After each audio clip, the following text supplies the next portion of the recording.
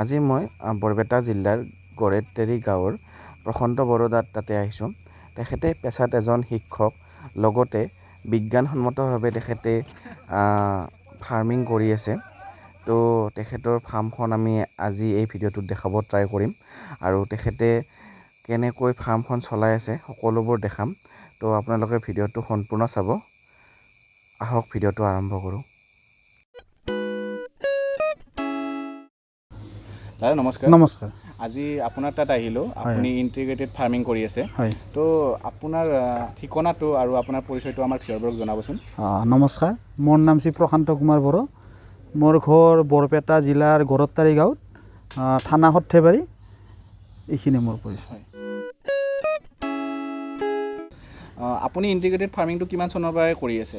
মই 2006 চনৰ পৰাই কৰি আছোঁ। মানে গাহৰি আৰু মাছ পালন। হয় হয়।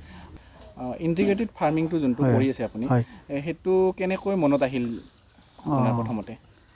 প্ৰথম 2006 চনত তাৰমানে 2 বিঘা মাটিত খান্দিলোঁ পুখুৰী। খান্দি মই সৰুকৈ তাৰমানে এটা ৰুম বনালোঁ। তাতে মই লোকেল জাতৰ 4টা গাহৰি পুহিলোঁ। পোহাৰ পিছত সেই টাইমতো আমি ভালকৈ বিজ্ঞানসন্মতভাৱে ট্ৰেইনিঙো লোৱা নাই। প্ৰথম মল চল দিওঁ, মাছ অলপ ডাঙৰ হয়। কিন্তু গাহৰিটো পোহাৰ পিছত মাছবোৰ তাৰমানে বহুত ডাঙৰ হ'বলৈ ধৰিলে।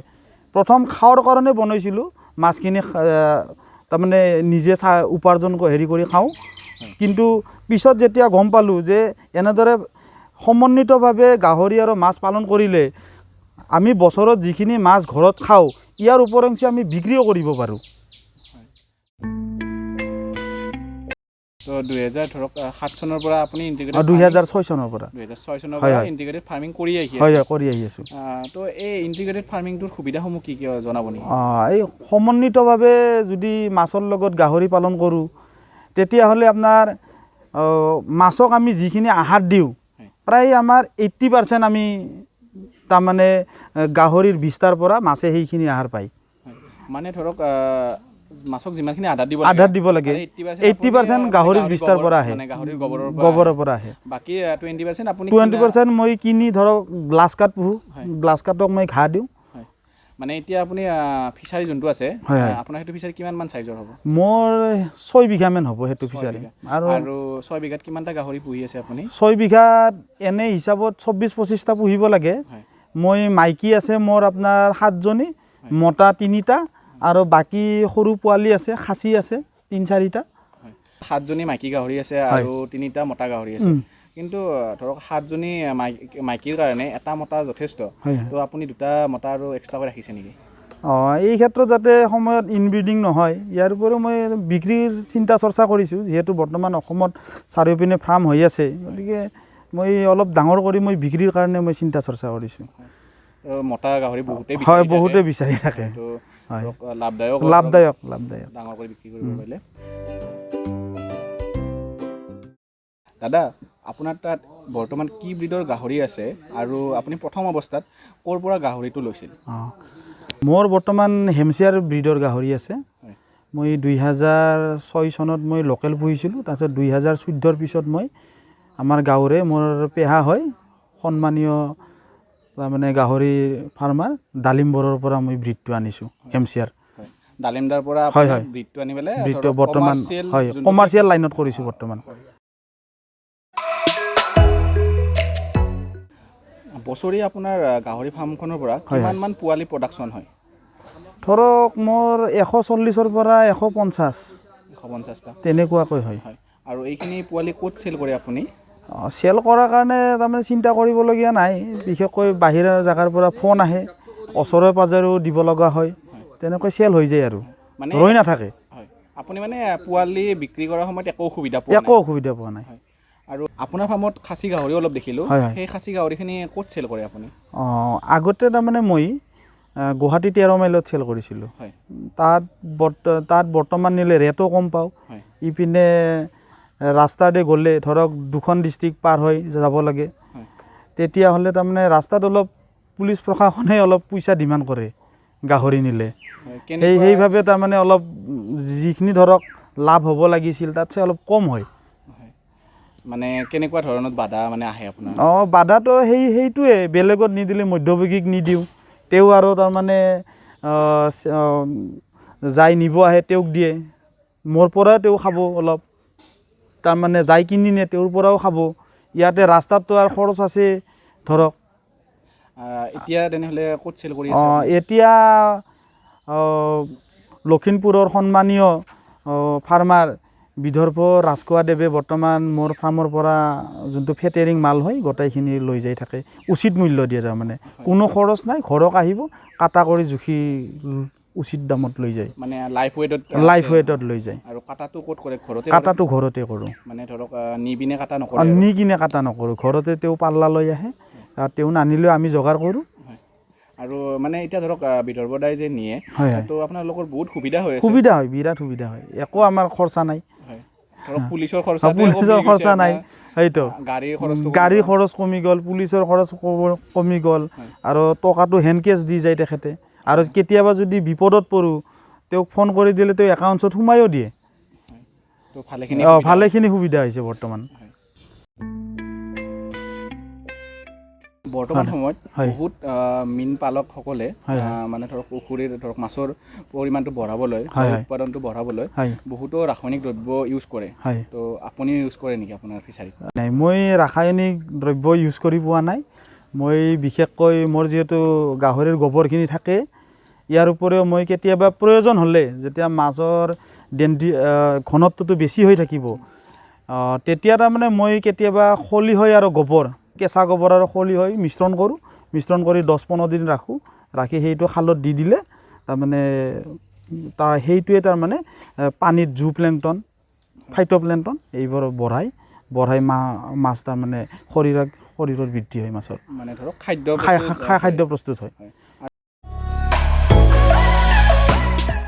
মূলমূত্ৰটো আপোনাৰ ফিচাৰীত পৰে তো ফিচাৰীত পৰি থাকিলে ধৰক এমনিয়াৰ অলপ প্ৰব্লেম দেখা যায় তো আপুনি সেই প্ৰব্লেমটো দেখা পাইছে নেকি আপোনাৰ ফিচাৰীত যিহেতু 1 বিঘাত 4জনী লাগে গাহৰি মোৰতো ধৰক 7টা ইয়াৰ উপৰিও ধৰক 6 বিঘা মাটি কালি তাত এমনিয়াৰ সিমান প্ৰব্লেম দেখা নাপাওঁ যদি কেতিয়াবা পাওঁ তেতিয়া চূণ পটাছ টক্সিমাৰ জিঅ'লাইট এইবোৰ মই ব্যৱহাৰ কৰিলে ঠিক হৈ যায় আৰু ধৰক বাৰিষাততো পানীটো বহুত বেছি থাকে তো অসুবিধা নহয় খৰালি প্ৰব্লেম পায় নেকি খৰালি মই কি কৰোঁ তাৰমানে সেই মল মূত্ৰখিনি মই ফিচাৰীৰ পানীত নেপেলাওঁ তাৰমানে মই পাৰত মই আছুতীয়াকৈ সংৰক্ষণ কৰি ৰাখোঁ বাৰিষাৰ কাৰণে সেইখিনি মই পানীত পৰিব নিদিওঁ আপোনাৰ ফিচাৰীৰ পৰা যোনখিনি মাছ প্ৰডাকশ্যন হয় সেই মাছখিনি আপুনি ক'ত বিক্ৰী কৰে বৰ্তমানতো লকডাউন চলি আছে আগতে মই ধুবুৰী কৃষ্ণাই তাত বিক্ৰী কৰিছিলোঁ লগতে নলবাৰী জিলাৰ থুটিকাটা তাতেও বিক্ৰী কৰোঁ তাৰমানে আজি মই বিশেষকৈ মাছখিনি গোৱালপাৰা নিম 6-7 কুইণ্টেল নিলে এনেই মোৰ প্ৰায় লাখৰ ওচৰা-ওচৰি আহে 6-7 কুইণ্টেল প্ৰত্যেকবাৰে মই ধৰোঁ মই কমকৈ মাছ নধৰোঁ 2-3 কুইণ্টেল নধৰোঁ যিহেতু আপুনি দেখছে মই এটা মানুহ মাতি আনি হেৰি কৰিছোঁ তেখেতসকলকতো এটা মজুৰি দিব লাগিব সেইকাৰণে মই 6-7 কুইণ্টেল মাছ ধৰোঁ প্ৰায় 1 লাখৰ ওচৰা-ওচৰি আহে প্ৰত্যেকবাৰ মাছ ধৰিলে আপোনাৰ এই ফিচাৰীটোত এই মাছৰ পোনাটো ক'ৰ পৰা সংগ্ৰহ কৰি পিনে দিয়ে আপোনাৰ ফিচাৰীত বিশেষকৈ মই মাছৰ পোনাৰ ক্ষেত্ৰত মই স্পন আনো লিটাৰ চাইজত আনি মোৰ আৰু এটা আছে 7 বিঘাৰ পুখুৰী তাতে মই ধৰক 10-12 লিটাৰ স্পঞ্জ দিওঁ দি তাৰমানে সেই টাইমত মই বিক্ৰী কৰোঁ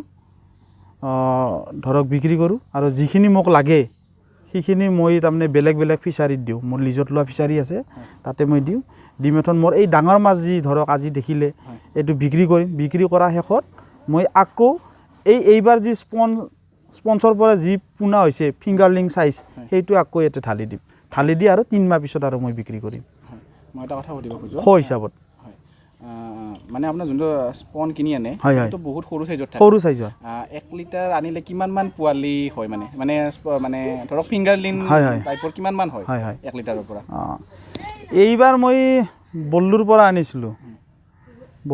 আনিছিলোঁ মই এটা খালত মই সৰু 1.5 বিঘামান খালত মই 1 লিটাৰ পঞ্চ দিছিলোঁ 1 লিটাৰ যেতিয়া স্পন দিছিলোঁ মই 50 কিলোমান ইতিমধ্যে বিক্ৰী কৰিছোঁ আৰু 1.5 কুইণ্টেলমান আছেই মাছ তাতে আছে 1.5 কুইণ্টেলমান যদি মই এটা কথা সুধোঁ যদি ধৰক স্পন আনি পিনে ধৰক মানে সৰু পোৱালি বনোৱা যায় সেইটো এটা বহুত লাভদায়ক ব্যৱসায় বুলি সেইটো লাভ হয় কাৰণ ধৰক আপুনি কিমান আনা বুলি ক'লে মই মই এনেই বেছি আনিছিলোঁ মই মানে 1 লিটাৰৰ হিচাপটো দিছোঁ 1 লিটাৰত ধৰক 1.5 কুইণ্টেল 2 কুইণ্টেল হয় 1 লিটাৰ স্পনত আৰু 1 লিটাৰ স্পনৰ মূল্য কিমানমান আহে 1 লিটাৰ প্ৰথম অৱস্থাত কিনিলে আমি 6,000 7,000ত কিনো পিছত সেইটো যেতিয়া দিন যাব কমি আহি আমিতো 2-3তো কিনো 2-3 হাজাৰতো পাওঁ লাষ্ট টাইমত মানে ধৰক বহাগ মাহত মানে ফাগুন চৈত এই মাহত অলপ বেছি থাকে স্পঞ্চৰ দাম আৰু যেতিয়া অলপ 2-1 মাহ যাব তাৰপিছত তেতিয়া কমি আহে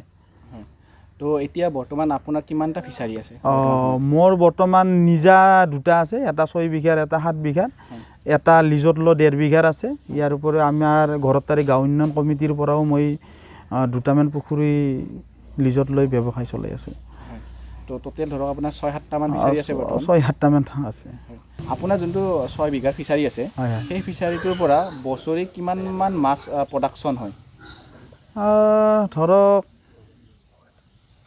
40 কুইণ্টেলমান হয় মাছ প্ৰডাকশ্যন 40 কুইণ্টেল মানে 4 টন আপোনাৰ 4 টন হয় আৰু সেইখিনি মাছৰ মূল্য কিমানমানকৈ পায় গড়ে ধৰক মই 160ৰ পৰা 180 গড় কেজি চিষ্টেমত মানে ধৰক প্ৰায় 5 লাখ টকা এটা 4.5 লাখ 5 তেনেকুৱা হয় আৰু এবছৰত এটা মাছ ধৰক আপুনি কেনেকুৱা সাইজৰ মাছ দিয়ে প্ৰথম কথা এইটো মই বিশেষকৈ ধৰক এই বছৰ মই যেতিয়া স্পনটো ফিংগাৰলিং সাইজ কৰি ধৰক গিটিছ কৰি ৰাখি নেক্সট বাৰ আপোনাৰ ফাগুন মেনত মই মাছটো এৰি দিওঁ এৰি দি ফাগুন চৈত বহাগ জেঠ 4 মাহ মই পুহি মই তেতিয়া বিক্ৰীৰ বাবে সাজু কৰোঁ তো এই 4 মাহত কিমানমান ওজন হয় এটা মাছৰ গ্লাছ কাটটো যদি আপোনাৰ 0.5 কিলো সাইজত দিয়ে 2 কেজি লগি হয় গ্লাছ কাটটো 4 মাহত 2 কিলো 2 কিলো হয় গ্লাছ কাটটো হয় কিন্তু সিলভাৰ আপোনাৰ 0.5 কিলো সাইজ দিলে 1.5 কিলো 2 কিলো হয় আৰু আপোনাৰ যোনটো ৰৌ আছে ৰৌটো আপোনাৰ যদি কিলোত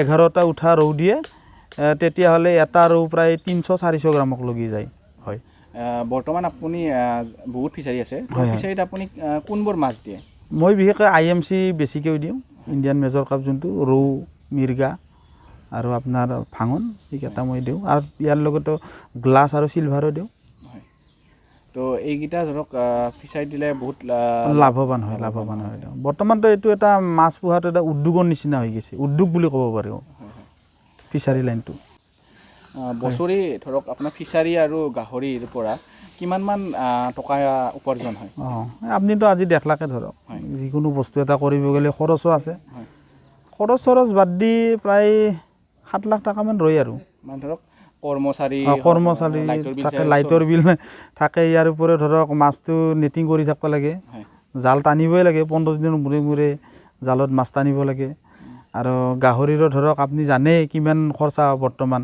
গাহৰি ফাৰ্মিং কৰিব গ'লে এজন শিক্ষকৰ লগতে ইণ্টিগ্ৰেটেড ফাৰ্মাৰো ধৰক আমাৰ অসমত বহুত এনেকুৱা যুৱক যুৱতী আছে যোনে ধৰক আমাৰ ফাৰ্মিং লাইনত আহিব খোজা নাই বা তেওঁলোকে ধৰক 10,000 বা 12,000 টকা প্ৰাইভেট চাকৰি এটাত মানে নিজকে সীমাবদ্ধ কৰি ৰাখিছে তো তেনেকুৱা যুৱক যুৱতীক কি ক'ব খুজিছে আপুনি চাওক মোৰ দৃষ্টিভংগীত চাকৰিয়েই জীৱন আৰু জীৱিকাৰ শেষ সম্বল নহয় চাকৰিৰ বাহিৰেও বহুত কৰণীয় আছে আমাৰ সামাজিকভাৱে বিশেষকৈ আমাৰ অসমীয়া মানুহৰ কৰ্মসংস্কৃতি লাগে আমাৰ অসমীয়া মানুহক সেইকাৰণে কৈছোঁ ধৰক মই এইবাৰ 10 বিঘা মাকৈ খেতি কৰিছিলোঁ প্ৰায় 80 কুইণ্টেলমান মাকৈ পাইছোঁ এতিয়া মই গাহৰিকো খুৱাই আছোঁ মাছকো খুৱাই আছোঁ সেইবাবে মই উঠি অহা নৱ প্ৰজন্মক মই এইটোৱে ক'ব বিচাৰিছোঁ যে তেওঁলোকে চাকৰিৰ পিছে দৌৰি নাথাকি অলপ নিজৰ বিবেচনাৰে অলপ চালি জাৰি চাই কিছুমান ফাৰ্মিং ছেক্টৰত আহিব পাৰে আমাৰ অসমত যথেষ্ট সুবিধা আছে ধৰক বহুত পিটনি আছে খাল আছে তাৰ ওপৰত আমি হাঁহ ছাগলীৰ সমন্বিত ফাৰ্ম কৰিব পাৰোঁ এনেদৰে বহুত বস্তু আছে ধৰক পনীৰ ফাৰ্ম কৰিব পাৰোঁ আয়াৰ তাৰমানে মুৰ্গীৰ সেনেহেনকৈ তাৰমানে কৰিব পাৰোঁ মইতো বৰ্তমান ঘৰৰ কণীয়ে খাই আছোঁ ঘৰৰ পাউৰা ঘৰৰ মুৰ্গী এই সকলোবোৰ মোৰ নিজা তাৰমানে মই সিমান এটা কিনিবলগীয়া নহয় কিনো কেতিয়াবা যেতিয়া নিজৰ ষ্টকটো শেষ হৈ যায় কিন্তু মই স্বাৱলম্বী বৰ্তমান আপুনি ইমান ব্যস্ত থকাৰ পাছতো ধৰক মোক ইমানখিনি সময় দিলে তাৰে বাবে ধন্যবাদ আৰু ভিউৱাৰবোৰেও আপোনাৰ ভিডিঅ'টো চাই পিনে বহুখিনি ভাল পাব বুলি আশা কৰিলোঁ তো আজি ভিডিঅ'টো ইমানতে সমাপ্ত কৰিলোঁ তোমালৈও ধন্যবাদ থাকিল ইয়াৰে আহলে কাৰণে